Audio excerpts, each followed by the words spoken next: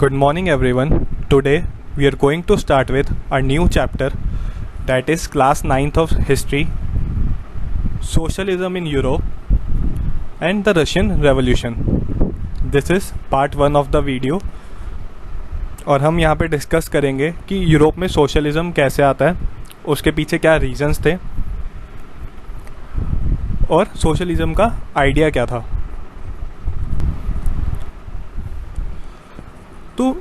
Socialism से पहले हमें कैपिटलिज्म को समझना पड़ेगा या कैपिटलिज्म की कंडीशन को समझना पड़ेगा। तो जब हम यूरोप की बात करते हैं, 18th सेंचुरी में यूरोप में इंडस्ट्रियल रेवोल्यूशन होता है, जिसका बेसिकली अगर हम टाइमलाइन मानते हैं तो 1760 से लेके 1840s तक। उस दौरान बहुत सिग्निफिकेंट चेंजेस होते हैं लोगों की लाइफ में। इससे पहले लोग नॉर्मली एग्रीकल्चर फील्ड में वर्क करते थे, जो कि उनका मेन ऑक्यूपेशन होता था। बट आफ्टर इंडस्ट्रियल रेवोल्यूशन ये देखा गया कि जो पहले चीज़ें जैसे कि टेक्सटाइल जो पहले लोग घर पे बन जाती थी, या और भी फूड के आइटम्स वगैरह होते थे, या एमिनेशन जैसी चीज़ें होती थी,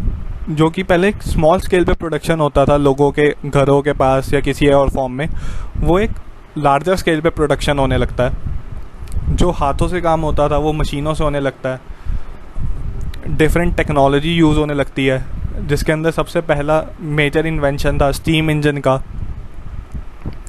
इसके अलावा नए टूल्स डेवलप होते हैं जिससे काम इजी किया जाए, आसान किया जाए, और बहुत सारे नए आइटम्स की प्रोडक्शन बढ़ती है, जैसे केमिकल मैन्युफैक्चरिंग होती है, आयरन इंडस्ट्रीज डेवलप होती है, जिसके थ्रू मैकेनिकल वर्क बेटर किया जाता था उस टाइम की रिक्वायरमेंट के हिसाब से। तो इसका एक मेन इम्पैक्ट ये पड़ता है कि जो लोग पहले रूरल एरियाज़ में रहते थे यूरोप में, जैसे कि एग्जांपल अगर हम लें ब्रिटेन, जर्मनी, फ्रांस, स्पेन जैसी कंट्रीज़ में, रशिया में, जहाँ पे रेवोल्यूशन, इंडस्ट्रियल रेवोल्यूशन उठता है, वहाँ से लोग उठ के नए सिटीज़ में, फैक्ट्रीज़ में काम करने जाते हैं, जहाँ पे कंपैरेटिवली थोड़ी सी बेटर वेजेस मिलती थी। बट वहाँ पे मैन, वुमेन, चिल्ड्रंस सारे बंदे काम करते थे, तो ओवरऑल जो हाउस होल्ड इनकम होती थी वो थोड़ी बेटर हो जाती थी। जिसके साथ जब हाउस होल्ड इनकम बेटर होती थी, लोगों के पास पैसा होता था खरीदने के लिए, आइटम्स खरीद पाते थे, थोड़ी सी बेटर सर्विस ले पाते थे हेल्थ केयर में, क्योंकि एक जगह फैक्ट्री इस्टेब्लिश होती थी, लोगों के पास पैसा आता था, तो बाकी की भी इंडस्ट्रीज़ ऑटोमेटिकली वहाँ पे इस्टेब्लिश होने लग जाती थी। तो इसी के दौरान जब इंडस्ट्रियल रेवोल्यूशन होती है तो इसका एक इम्पैक्ट ये पड़ता है कि पॉपुलेशन के अंदर काफ़ी सिग्निफिकेंट राइज होता है ऑल ओवर यूरोप, स्पेशली जहाँ पे इंडस्ट्रियल रेवोल्यूशन अच्छे लेवल पे प्रिवेल करता है। तो इंडस्ट्रियल रेवोल्यूशन के कुछ बेसिक इम्पैक्ट्स पड़ते हैं जो कि पॉजिटिव में भी लिए जा सकते हैं, जैसे कि जीडीपी में ग्रोथ होना कंट्री की, हाउस होल्ड इनकम्स को एक बढ़ावा मिलता है, इंक्रीज़ होती है, नए पोर्ट, सिटीज़, टाउन्स वो डेवलप होते हैं, मशीनरी के थ्रू काम किया जाता है, तो इसलिए प्रोडक्शन लेवल हाई हो जाती है कि एक दिन में अगर हाथ से कोई चीज़, अगर एक कपड़ा हाथ से बन रहा है तो उसको एक दिन लगता था, बट मशीन से जब वो काम हो रहा है तो एक दिन के अंदर 50 क्लोथ भी बनाए जा सकते थे। जैसे ही लोगों के पास इन्वेस्टमेंट आती है कि उनके पास पैसा आ रहा है, एक इनकम आ रही है, तो वो नए वेज देखते हैं कि कैसे प्रोडक्शन को इंक्रीज़ किया जाए। हेंस उस इनकम के थ्रू रिसर्च और डेवलपमेंट में भी एक राइज देखा जाता है। साथ ही साथ जो लोग पहले बहुत लिमिटेड एरिया में काम कर पाते थे, जैसे कि एग्रीकल्चर या क्लोथिंग वगैरह में, टेक्सटाइल इंडस्ट्री में या फुटवेयर में, उनके पास एक बेटर अपॉर्चुनिटी मिलती है कि हाँ वो अपने आप को थोड़ा सा स्किल डेवलप करें या फिर एक फैक्ट्री में जाके काम शुरू करें और अपना स्किल डेवलप करें, और एम्प्लॉयमेंट अपॉर्चुनिटीज़ मिलती है। दो वो एक सीजनल भी हो सकती थी या फिर वो डिमांड ड्रिवन भी होती थी, जिसको अभी हम डिस्कस करेंगे। बट जो इंडस्ट्रियल रेवोल्यूशन होती है, जैसे यूरोप की कंट्रीज़ में जैसे हम देखते हैं, उनके पास वो इनकम कैसे जनरेट होती थी, क्यों इतने प्रॉफिट्स होते थे, उसका रीज़न ये था कि जो भी वहाँ पे प्रोडक्शन करी जाती थी उसको सेल करने के लिए वो अपनी कॉलोनीज़ में भेज देते थे। जैसे कि अगर हम ब्रिटेन का एग्ज़ाम्पल लें, तो ब्रिटेन में अगर कोई कपड़ा बनता है तो वो अपनी कॉलोनीज़ में भेज देता था। जैसे कि इंडिया के लोगों के ऊपर उसको ट्राई किया जाता था, वहाँ पे बेचा जाता था। स्पेशली अपनी कॉलोनीज़ के अंदर जो ब्रिटेन के मैन्युफैक्चर्ड प्रोडक्ट होते थे, जैसे इंडिया में भी टैक्सेस नहीं लिए जाते थे, जिसकी वजह से जो ओवरऑल कॉस्टिंग होती थी वो कम हो जाती थी, और जो डोमेस्टिक मार्केट होती थी उस कंट्री की, उस कॉलोनी की, वो डिस्ट्रॉय हो जाती थी। आफ्टरवर्ड्स लोगों के पास कोई ऑप्शन नहीं बचता था और वो ब्रिटेन के ही कपड़े खरीदने पे मजबूर हो जाते थे। इसलिए जो उन्होंने पैसा कमाया था वो सिर्फ अपनी डोमेस्टिक मार्केट से नहीं कमाया था, या कोई इंडस्ट्री वहाँ पर जब पैसा कमाती थी तो वो डोमेस्टिक मार्केट से नहीं, बल्कि जो कॉलोनियल मार्केट्स होती थी उनसे उनकी इनकम ज़्यादा होती थी, जो एक्सपोर्ट करते थे वो लोग, जब कंपनी का एक ग्लोबल रीच होता था। मगर अगर हम इसी का एक दूसरा एंगल देखते हैं कि भले ही वहाँ पे प्रोडक्शन बहुत इंक्रीज़ हुई, वहाँ पे लोगों के पास इनकम जनरेट हुई, जो फैक्ट्रीज़ के ओनर होते थे वो बहुत अमीर हुए, इंडस्ट्रीज़ जो नई डेवलप हुई उन्होंने ग्लोबल आउटरीच करी डिफरेंट कॉलोनीज़ में जाके। बट उसके पीछे का जो सबसे मेन रीज़न था वहाँ पे, वो था लेबर ने जो मेहनत करी वहाँ पे, जो प्रोडक्शन में अपने इनपुट्स दिए। तो अगर हम उस टाइम पे लेबर की कंडीशन देखते थे तो वो बहुत ख़राब थी यूरोपियन कंट्रीज़ में। जो फैक्ट्रीज़ में काम करते थे लेबर्स, उनको 12 से 16 घंटे काम करना पड़ता था, और वेजेस बहुत ज़्यादा हाई नहीं थी, एक फ़िक्स अमाउंट ऑफ वेजेस होती थी जो कि बहुत लो मानी जाती थी वहाँ पे एक नॉर्मल कंडीशन में रहने के लिए, क्योंकि सिटीज़ में रहना कंपैरेटिवली एक्सपेंसिव होता था रादर देन रूरल एरिया में रहना। स्पेशली उस टाइम पे वो प्रॉब्लम क्रिएट करते थे जबकि जो गुड्स की डिमांड होती थी, जैसे कि टेक्सटाइल इंडस्ट्री की जो डिमांड है, या फिर कुछ लोग एम्यूनेशन इंडस्ट्रीज़ में काम करते थे, उनकी डिमांड अगर गिर जाती थी तो उन वर्कर्स को अपने काम से हाथ धोना पड़ता था, अनएम्प्लॉयमेंट फेस करनी पड़ती थी। साथ ही साथ जो वर्कर के रहने की कंडीशंस थी वो बहुत ज़्यादा ख़राब थी। कुछ वर्कर्स को अपनी फैमिली के साथ फैक्ट्रीज़ में ही रहने के लिए ऑर्डर मिल जाते थे, क्योंकि फैक्ट्रीज़ में बहुत लंबे वर्किंग आवर्स होते थे, 12 से 16 घंटे, जैसे कि हमने कहा, डिस्कस किया कि 12 से 16 घंटे उनको काम करना होता था। तो वर्कर को ये बोला जाता था कि आप अपनी फैमिलीज़ के साथ या तो फैक्ट्रीज़ में ही रहना शुरू कर दीजिए, अदरवाइज़ जो स्लम एरिया टाइप बनाए गए हैं उनके लिए वहाँ पे रहने लग गए, जहाँ की रहने की कंडीशन बहुत ख़राब थी। प्रॉपर घर नहीं होते थे, सैनिटेशन की प्रॉब्लम होती थी। साथ ही साथ जो फैमिली को टाइम दिया जाता था या फिर जो उनके बच्चों को टाइम दिया जाता था वो भी प्रॉपर नहीं था, एजुकेशन वाइज प्रॉपर नहीं था, हेल्थ फैसिलिटीज़ प्रॉपर नहीं थी। जो उनके रहने की कंडीशन थी, इन्वायरमेंट था, वो बहुत ही मिजरेबल था। तो अगर हम एक तरफ देखें कि कंपनी ने तो बहुत ग्रोथ करी, जिसने पैसा इन्वेस्ट किया था, जिसने फैक्ट्री को इस्टेब्लिश करने में पैसा लगाया, उसकी तो बहुत अच्छी कंडीशन हो गई कि वो ग्लोबल मार्केट से प्रॉफिट कमा के एक लैविश लाइफ जी रहा था कि एक बार उसने पैसा लगाया एंड दैट्स इट, उस पर्सन के पास बहुत पैसा आता है और एक लैविश लाइफ एंजॉय करता है। बट जो लोग, जो वर्कर उस फैक्ट्री में काम कर रहे थे, उनकी कंडीशन बहुत ज़्यादा ख़राब थी। ना उनके पास पैसा था, ना उनकी हेल्थ के ऊपर ध्यान दिया जाता था, सैनिटेशन की प्रॉब्लम, रहने की कंडीशन, एनवायरनमेंट, इन सब चीज़ों को देखते हुए लोगों के मन में, जो वहाँ पे बाकी लोग होते थे, जो फैक्ट्रीज में काम करते थे, या जो स्कॉलर्स होते थे उस टाइम पे, जो पढ़ने के लिए अच्छी एजुकेशन जिनको मिलती थी, उनके मन में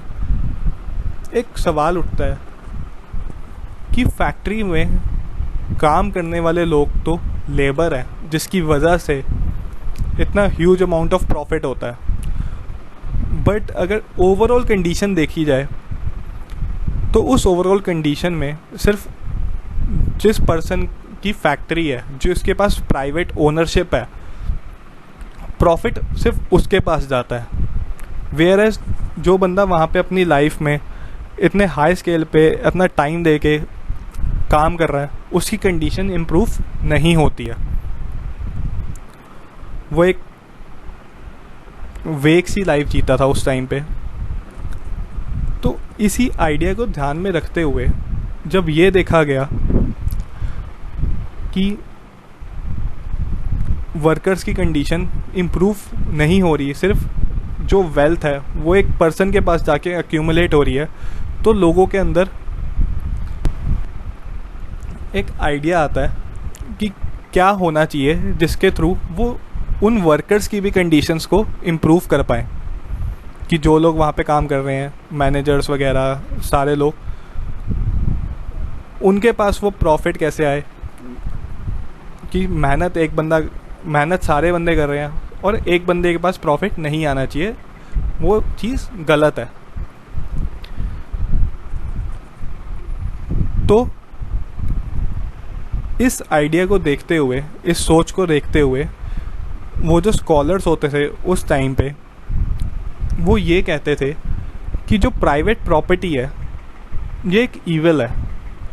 और यही हर प्रॉब्लम की जड़ है। कि जिसकी वजह से लेबर को भी प्रॉब्लम फेस करनी पड़ती है, जो वहाँ पे बाकी लोग काम करते थे, जो सोसाइटी थी वहाँ पे हेल्थ एजुकेशन की जो प्रॉब्लम थी,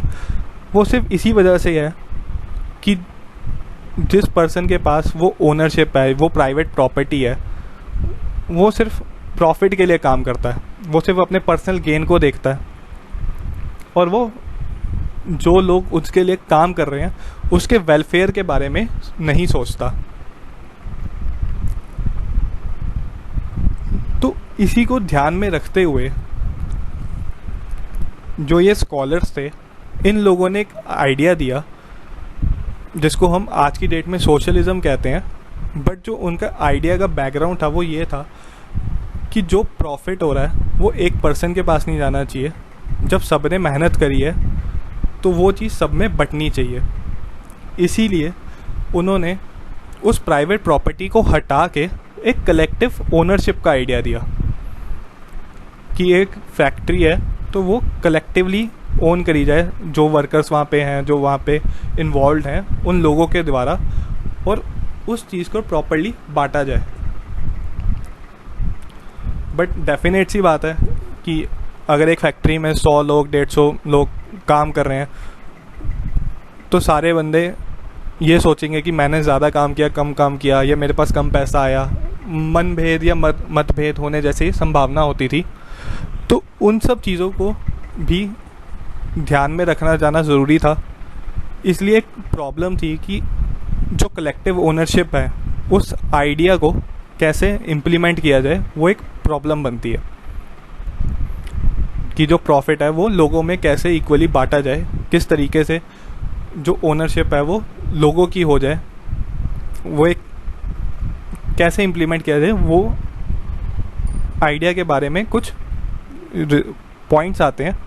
अब हम उसको देखते हैं। तो पहला आइडिया जो सोशलिज्म के आइडिया को इम्प्लीमेंट करने का आता है वो रॉबर्ट ओवन ने दिया था। और वो ये कहते हैं कि जो वर्कर्स हैं उनकी एक एसोसिएशन बना देनी चाहिए, कोऑपरेटिव्स बना देने चाहिए, और जो भी प्रॉफिट आएगा उसको इक्वली जिस लोग ने जैसा काम किया, जिस वर्कर ने जैसा काम किया है उसके अंदर इक्वली बांट देना चाहिए। बट जैसे कि हमने कहा कि इसके थ्रू मतभेद होना लाजमी है कि 100 लोग एक कलेक्टिवली एक पॉइंट पे नहीं आ सकते कि हाँ एक पर्सन के पास इतना प्रॉफिट या लॉस होना चाहिए या इनकम उसकी इतनी होनी चाहिए, क्योंकि वहाँ पे डिस्प्यूट्स रहेंगे। तो इसके अलावा अगर कोई सेकंड आइडिया आता है तो वो लुइस ब्लैंक ने दिया, और उन्होंने ये बोला कि हाँ कलेक्टिव प्रॉपर्टी तो हम कर सकते हैं, बट ये जो डिस्ट्रीब्यूशन है, जो प्रॉफिट का डिस्ट्रीब्यूशन होगा या जो कोऑपरेटिव सोसाइटी या कोऑपरेटिव्स बनाए जाते हैं, एसोसिएशन बनाए जाएंगे, उसको हम गवर्नमेंट के थ्रू बनाते हैं, ताकि जो प्रॉफिट्स आएंगे उसको मॉनिटर करे जाने के लिए गवर्नमेंट मॉनिटर करे और उसको इक्वली बांटा जाए, ताकि किसी के अंदर वो डिस्प्यूट्स ना आए।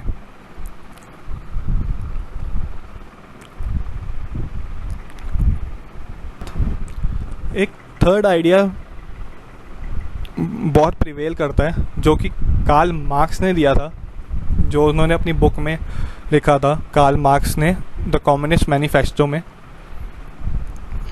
कार्ल मार्क्स के साथ एक और राइटर थे, फ्रेडरिच एंगल्स, जिसके थ्रू ये आइडिया प्रिवेल होता है, क्योंकि कार्ल मार्क्स की डेथ के बाद ये आइडिया सोशलिज्म का आइडिया जो उन्होंने दिया था वो डेवलप करता है, या कम्युनिज्म का आइडिया, जो भी कम्युनिस्ट सोसाइटी की हम बात करेंगे। तो कार्ल मार्क्स का आइडिया ये था कि जो वर्कर्स हैं उनकी हेल्प करने के लिए कोई और सामने नहीं आएगा जब तक वो खुद उसके खिलाफ आवाज़ ना उठाए। और उन्होंने ये बोला कि वर्कर्स को खुद एक्ट करना पड़ेगा, जो वो प्राइवेट प्रॉपर्टी है उसको ओवरथ्रो करने के लिए, कैपिटलिज्म के खिलाफ जाने के लिए। और इसके लिए उन्होंने बोला कि उनको एक रेवोल्यूशन करनी पड़ेगी अगेंस्ट द कैपिटलिस्ट। सारे वर्कर्स इकट्ठे एक साथ एक रेवोल्यूशन करेंगे, और जो भी प्राइवेट प्रॉपर्टी होगी, मान लो एक फैक्ट्री है या इंडस्ट्री है, उसको अपने कंट्रोल में ले आएंगे और एक नेगोशिएशन रखेंगे। जो कैपिटलिस्ट होंगे, जो उस इंडस्ट्री के ओनर होंगे, उनके खिलाफ नेगोशिएट करेंगे, ताकि जो प्रॉफिट्स हैं या फिर जो कंडीशन है उनकी बेटर हो जाए, और एक ऐसी सोसाइटी डेवलप हो जहाँ पे कोई भेदभाव ना रहे, लोगों की सारी प्रॉब्लम्स बराबर हो जाए, आपस में बढ़ जाए जैसे हम कहते हैं, और जो प्रॉपर्टी है वो भी एक इक्वल लेवल पे सब में बढ़ जाए या सबके कंट्रोल में रहे, जिसकी वजह से एक सोसाइटी में कोई भेदभाव ना रहो, सारे वर्कर्स जो भी एक कंट्री में लोग रह रहे हैं सारे एक इक्वल लेवल पे रहे। और जो वो सोसाइटी बनेगी उसके बाद जब सारे बंदे इक्वल होंगे, उस सोसाइटी का उन्होंने नाम दिया कम्युनिस्ट सोसाइटी।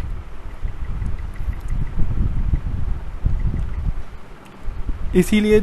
अगर हम कम्युनिस्ट सोसाइटी की बात करें तो वो एक डेवलपिंग सोसाइटी थी, कि हाँ ऐसी सोसाइटी एक